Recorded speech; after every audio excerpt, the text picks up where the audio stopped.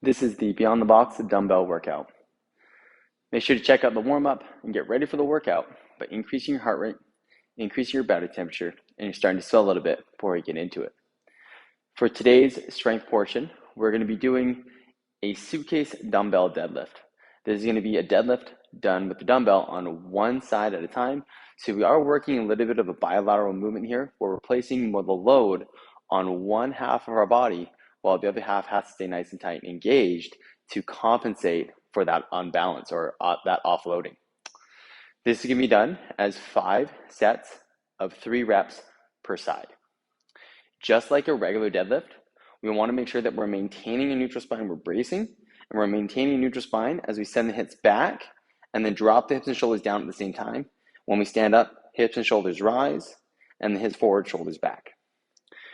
You're going to want to have the dumbbell a little bit out in front of you so that when you pick the dumbbell up and you go down, so get nice and tight before you go down, send the hips back, go down, and then you're gonna pull back with your shoulder so that one end of the dumbbell is touching the floor. So prefer the front end of the dumbbells in contact still, and then I'm going to stand up, maintain as square of a position as I can. So I'm trying not to let myself lean to the side I have the dumbbell on. I'm using my obliques on the other side to using my total core engagement to keep myself nice and tall and as balanced and even as I can. And then send the hips back and then drop the hips and shoulders down at the same time, touch the ground, stand up. Do 3 reps on one side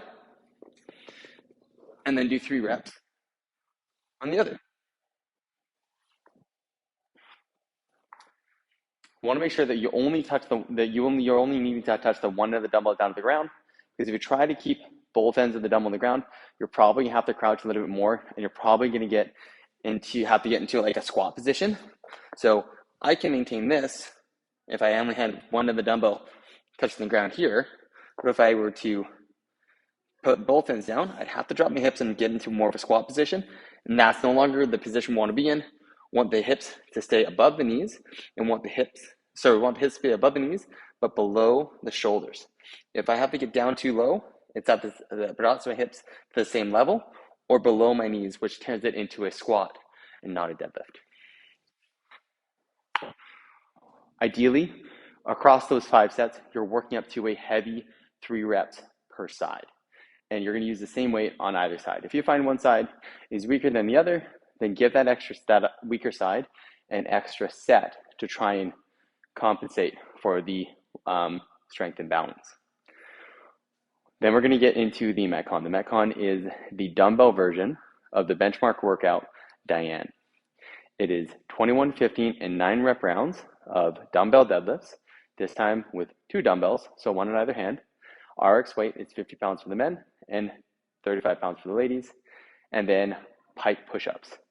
So you'll do your 21 deadlifts and then your 21 push-ups, and then 15, 15, and then you finish it off with 9 and 9.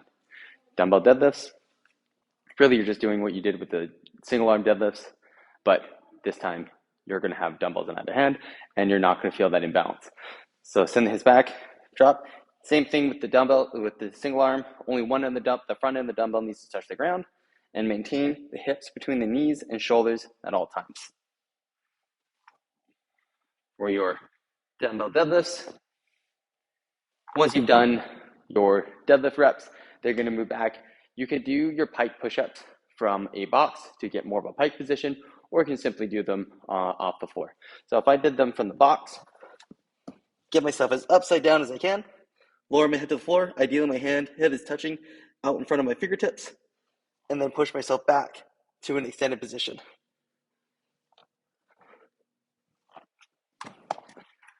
I could also just do my pike push-ups from the floor. To get more of that upside down position, I'm going to push myself onto my toes, and then drop myself down, and press myself back up, trying to get my head between my arms, simulating what would be an overhead or upside down position. So, reminder, Diane is 21, 15, and 9 rep rounds of dumbbell deadlifts and pike push-ups. Complete those rounds for time. Your score is how fast it takes you to complete all 3 rounds. Get after it and have fun.